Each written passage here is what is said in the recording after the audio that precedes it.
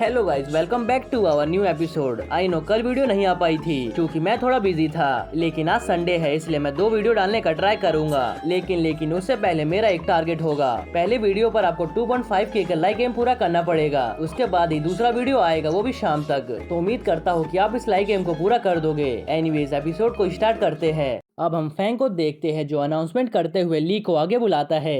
ये सुनकर ली सोचता है जब भी कोई इसे फालतू टास्क करवाना होता है तब इसे मेरी याद आती है। फिर ली आगे जाते हुए कहता है, मैं सभी का रोल नंबर बोलने वाला हूँ, जिसका भी नाम बोलूं उसे रिस्पॉन्स देना है। फिर वो वैन का नाम लेता है, जिसके बाद वैन यस में जवाब देता है। फिर जी फैंग को बताती है ये फ्रेशमैन में सबसे ज्यादा रैंक पर है, ये 2 बार बोन फोर्जिंग कर चुका है। फिर गू का नाम लिया जाता है, तब जी बताती है ये लड़कियों में बहुत ज्यादा फेमस है, जिसपे फैंग गुस्सा करते हुए कहता है अच्छा दिखने वाला हर इंसान अच्छा नहीं होता, वो सभी प्ले बॉय होते हैं। फिर शैंग का नाम लिया जाता है, तब फैंग कहता है ये एक अच्छा इंसान दिख रहा है। तब जी बताती है हाँ ये 3rd प्लेस पर है, मगर इसका स्ट्रेंथ बाकी दोनों से बहुत कम है। इधर हम फू को देखते हैं जो कि सोच रहा था जी तुम तो मेरे लेवल की नहीं हो। अब हम 2 घंटे बाद का सीन देखते हैं जहाँ एक बंदा कहता है क्या यहाँ पर टीचर नहीं आएंगे, मुझे तो अभी अपना बेड भी सही करना है, मैं यहाँ पर 2 घंटे से खड़ा हूँ, क्या सब पागल है जो मेरा नाम बुलाने में टाइम लगा रही है। जिसपे फैंग उन्हें शांत रहने को कहता है, मगर जब वो शांत नहीं होते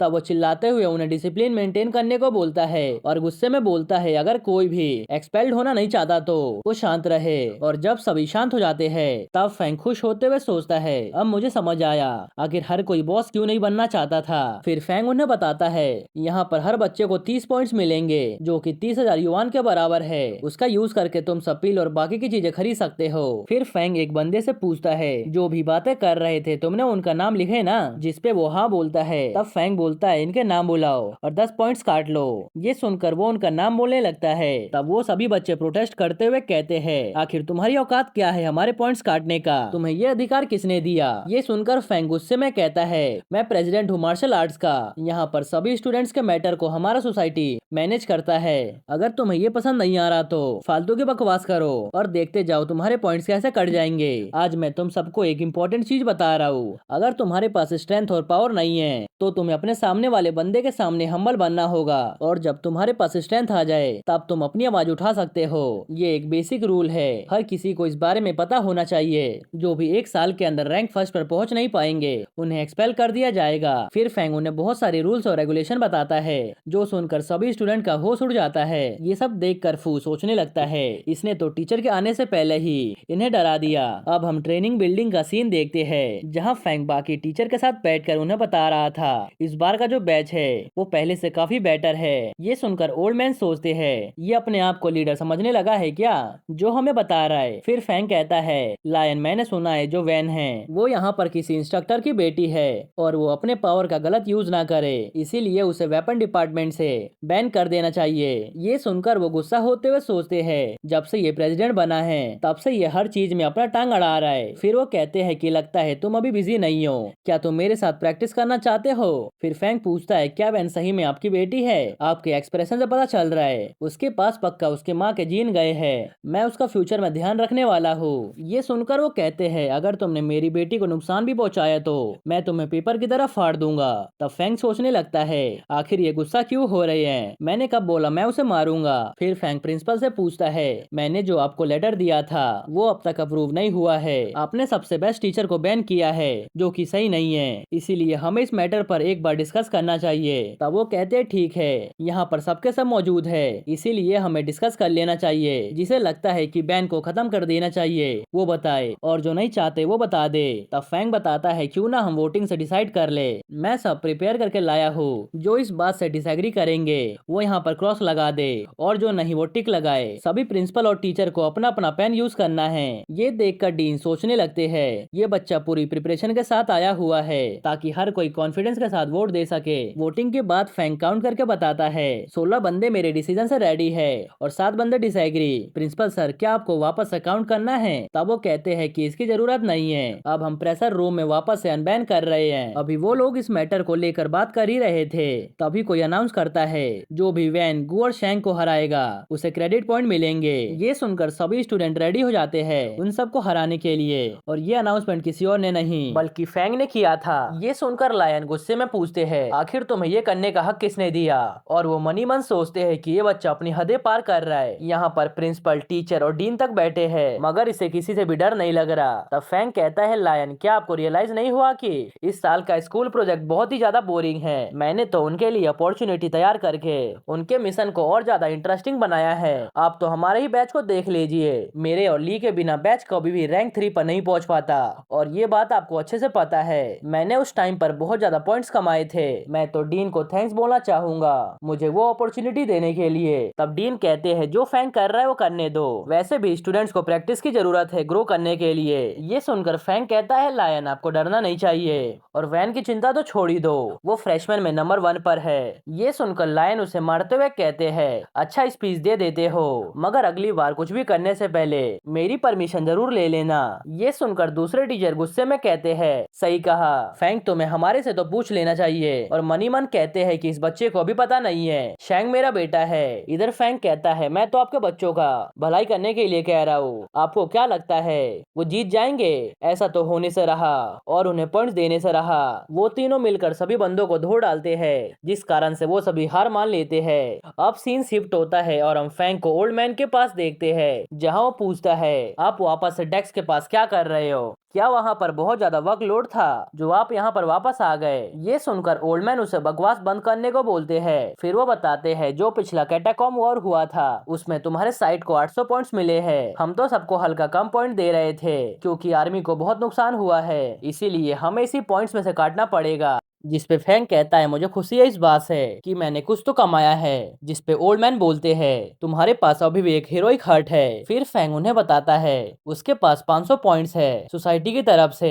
मेरे पास बहुत से इंटरेस्ट पे पॉइंट है जिसे कि अभी मुझे रिडीम करना है। फिर वो अपने कमाए हुए पैसे दिखाता है, जिसे देखकर वो बहुत ज्यादा शॉक्ड हो जाते हैं। और मनी मन सोचते हैं, इस बच्चे के पास पैसा कमाने का तो बहुत ही अच्छा टैलेंट है। जो लोग कैटाकॉम में जाते हैं अपने जान को दाव पे लगाकर, वो भी इससे कम कमाते हैं। फिर वो पूछते हैं, तुम्हारे पास बहुत से पॉइंट्स है, क्या तुम रिडीम करना चाहते हो? फिर फैंग कहता है कि स्कूल के बच्चों के पास ज्यादा पॉइंट्स नहीं है और उसे रिडीम करवाने के लिए भी उन्हें पैसे देने होते हैं, तो क्या मैं उनके हल्के से पैसे कम कर सकता हूँ? तब वो कहते हैं, मगर स्कूल नहीं चाहता कि स्कूल के बच्चे अपने पॉइंट्स को पैसों में चेंज करे। फिर फैंग इस बारे में ओल्ड मैन से बहुत ज्यादा बातें करता है, जिसके बाद वो कहते हैं, अब मेरे पास बहुत से काम है करने के लिए, इसीलिए अब तुम यहाँ से जा सकते हो। फिर फैंग यानी जो बोलता है, ये शब्द कैटाकॉम का लैंग्वेज है। फैंग ने इस लैंग्वेज में उन सबको गाली दिया था, इसी की वो प्रैक्टिस कर रहा था ताकि अगली बार उन्हें जाकर उल्टा सीधा बोल सके। फिर वो मनी मन सोचता है, अब तो ली भी पहले से बहुत ज्यादा पावरफुल हो गया है, अब मैं उस लेवल पर हूँ कि अब मैं किन को चैलेंज करके हरा सकता हूँ। और मैंने उसे स्पॉन्सर ढूंढने के लिए भेजा था, मगर वो अभी तक क्यों नहीं आया? उसने तो मेरे लिए उल्टा प्रॉब्लम क्रिएट कर दिया। अब हम फैंग को क्लास में देखते हैं, जहाँ टीचर कहते हैं, आज की क्लास में हम कैटाकॉम के लैंग्वेज और डोमेन के बारे में सीखेंगे। फिर वो बताते हैं, हमारे सालों के रिसर्च के बाद हमें पता चला है जो कैटाकॉम है सर्कुलर है और हम इस कैटाकॉम के साइज को अब तक नहीं माप पाए हैं। और इस सर्कल के बाहर हमें पानी ही पानी दिखता है। वहाँ की नदी इतनी बड़ी है कि खत्म होने का नाम ही नहीं लेती।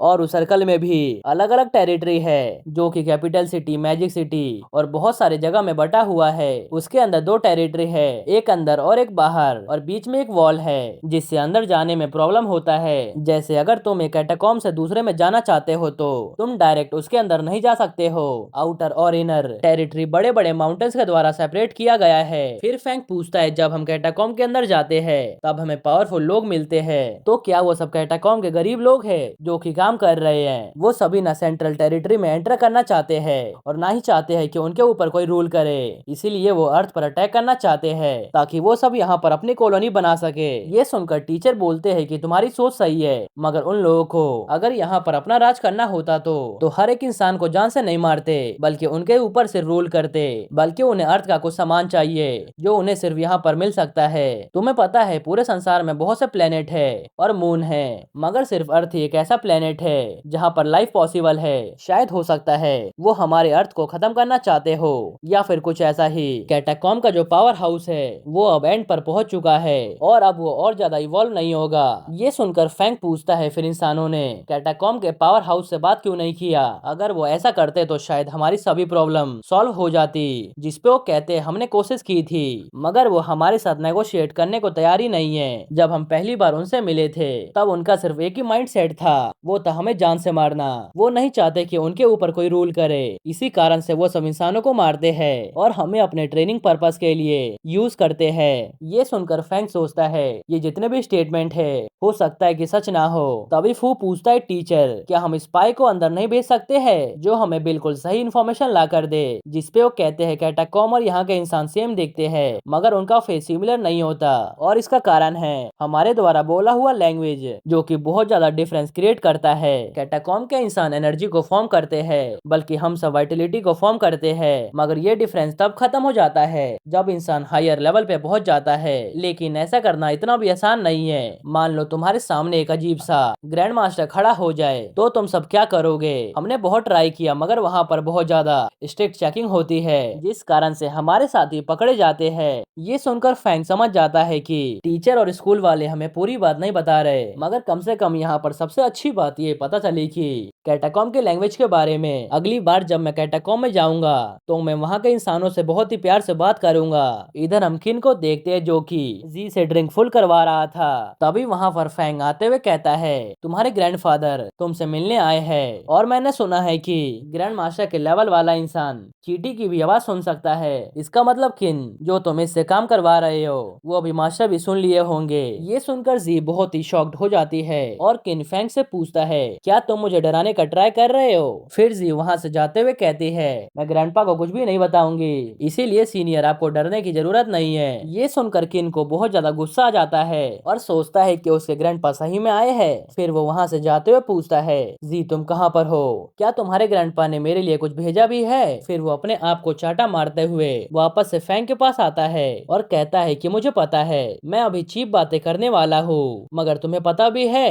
ये सुनकर फैंग इस बात को मानने से मना कर देता है। फिर किन कहता है अरे हाँ मैं तो सिर्फ जी को एनकरेज करना चाहता था, मेरा कोई भी बेकार इंटेंशन नहीं था। तब फैंग कहता है तुम्हें पता होना चाहिए कि आखिर तुम क्या करने वाले हो और उसके बाद ही तुम्हें कुछ बोलना चाहिए। ये सुनकर किन को शांति मिलती है। तभी वहाँ पर जी आते हुए कहती है फैंग मुझे ग्रैंडपा तो नहीं मिले, वो कहाँ पर है? ये सुनकर किन को बहुत ज्यादा गुस्सा आता है और वो फैंग को मारने के लिए भागता है। तब फैंग कहता है तुम्हारे पास मेरे 10 मिलियन है, तुम मेरा कुछ भी नहीं बिगाड़ सकते हो। ये सुनकर तो किन को और भी ज्यादा गुस्सा आता है। तभी किम कहता है ये कितना बड़ा इडियट है। तब किन उसकी बात सुनकर मन ही मन सोचता है आखिर ये किसकी बात कर रहा है। इधर किम सोचता है कि मैं इन्हें कुछ भी नहीं बोल रहा हूँ। अब हम फैंग को देखते हैं जो एक लिस्ट को देखते हुए कहता है ये सभी पैसे देने से बच रहे हैं, अगर ये पैसे पे नहीं करेंगे तो इन सभी लेवल 3 वालों को कैटाकॉम में भेज दो। ये सुनकर वो हाँ में जवाब देती है जिसपे किम कहता है ऐसा करके तुम बहुत से लोगों को नाराज कर दोगे। जिसपे वो कहता है कि मुझे डरने की जरूरत नहीं है, मैं कुछ भी गलत नहीं कर रहा हूँ। हमारे स्कूल के बहुत से बच्चे और टीचर इस साल मारे जा चुके हैं मगर जो लोग पैसे पे नहीं कर रहे उनके बच्चे तो जिंदा है और उन्हें हमारे स्कूल और नेशन के लिए कुछ तो करना चाहिए, वो अपने काम से पीछे नहीं हट सकते हैं। जिसपे किन पूछता है अगर वो सब पे नहीं करना चाहते हैं और ना ही कैटाकॉम में जाना चाहते हैं तो तुम उन्हें कैसे फोर्स करोगे? तभी फैंग एक बंदे को कॉल करके थैंक्स बोलता है क्योंकि उसने उनके सोसाइटी के लिए 12 मिलियन का डोनेशन दिया था। आपके इस काम के लिए मैं आपकी आगे जाकर बहुत हेल्प कर सकता हूँ। ये सुनकर वो बंदा उनके लिए और डोनेशन देने की बात करता है। तब फैंग कहता है ऐसा करने की जरूरत नहीं है और मनी मन उसे बहुत खुशी मिल रही थी इतना डोनेशन देखकर। उसकी ये बात सुनकर किन और किम बहुत ज्यादा शॉक्ड होते हैं। तब किम कहता है मगर वो इंसान हमें डोनेशन क्यों दे रहा है? उसका तो बच्चा भी हमारे स्कूल में नहीं है और वो हमारे स्कूल से भी पैसे नहीं कमाते हैं। तब किन कहता है किसने कहा वो हमारे स्कूल से पैसे नहीं कमाते, वो हमारे स्कूल का नाम और रेपुटेशन का यूज करता है, इसी कारण से उसका जो वेपन्स का बिजनेस है वो चलता है और वो उससे मिलियंस में कमाता है, इसीलिए तुम्हें उसके बारे में चिंता करने की कोई भी जरूरत नहीं है। तुम्हें क्या लगा मैंने बस कुछ रैंडम बंदों का नाम दे दिया कि तुम उनसे मनी लेकर आ जाओ? अब तुम्हें उनके पास एक एक करके जाने की और कॉल करने की जरूरत नहीं है। जाओ ये न्यूज फैला दो कि कैसे मिस्टर सुओ ने हमें डोनेशन दिया है, इस कारण से उनका बिजनेस 7वें आसमान पे पहुंच चुका है और सबको बता दो कि अब से हमारा स्कूल हर चीज अपने स्कूल के नाम पर बेचेगा। ये सुनकर किन बोलता है कि मुझे इससे फर्क नहीं पड़ता, मगर तुम्हें पता है इससे बहुत सारे लोग इसमें इंटरेस्ट होंगे, क्या ये सही भी है? तब फैंग उसे समझाता है, हमारा स्कूल पिल्स और वेपन कंपनीज में हिस्सा ले रखा है, फिर भी हम सभी को पैसों के लिए चिंता करना पड़ता है। तुम्हें पता है कि आखिर ऐसा क्यों है? मार्शल आर्ट्स कैटाकॉम में जाते हैं मटेरियल्स लेने के लिए, उसके बाद वो सभी कंपनीज को बेच देते हैं जो सस्ते में खरीद कर हाई रेट्स पे बेचते हैं। इसी कारण से वो सभी कंपनीज बहुत ज्यादा कमाते हैं और मैं ये बिल्कुल भी नहीं चाहता हूँ कि हमारा ऐसे ही लॉस होते रहे। इसी तरह फैंग उसे अपना सभी प्लान समझाता है, जिस पे किन कहता है, तुम्हें पता है हमारा स्कूल उन कंपनीज का शेयर क्यों है? क्योंकि हमारा स्कूल उन्हें रॉ मटेरियल्स देता है। तुम्हें इस बात के गहराई में नहीं जाना चाहिए। जिस पे फैंग कहता है, अगर वो हमारे प्लान पर राजी नहीं होंगे तो उन्हें हमें रास्ते से हटाना होगा। अब ये एक न्यू एरा है और यंग पीपल आएंगे जिन्हें रिसोर्सेज की जरूरत पड़ेगी। ये सुनकर किन को भी उसके सामने झुकना पड़ता है और वो समझ जाता है कि फैंग पीछे हटने वालों में से नहीं है और वो पिछले प्रेसिडेंट के मुकाबले बहुत ज्यादा कैपेबल और डेयरिंग है। अब हम फैंग को डीन के पास देखते हैं जहां वो उन्हें रिकॉर्ड दिखाते हुए बताता है उसने टोटल 3.68 बिलियन का फंड इकट्ठा किया है। तब वो कहते हैं, पिछली बार जब तुमने फंड इकट्ठा करने को बोला था तो मैंने तुम्हें ये करने को बोल दिया था, मगर अब मुझे फीडबैक आ रहा है कि तुम बहुत से बच्चों को कैटाकॉम में भेजना चाहते हो। ये कोई रूल नहीं है और ना ही हमने ऐसा बनाया है, फिर तुम किससे पूछकर ये सब कर रहे हो? और इसी के साथ ये एपिसोड यहीं पर खत्म होता है। अगर आपको ये एपिसोड थोड़ा सा भी पसंद आया हो तो प्लीज वीडियो को लाइक कर देना और इस वीडियो का लाइक किया मैं 2.5 के, और हो सके तो कमेंट भी कर देना। ओके, तो मिलते हैं नेक्स्ट एपिसोड में।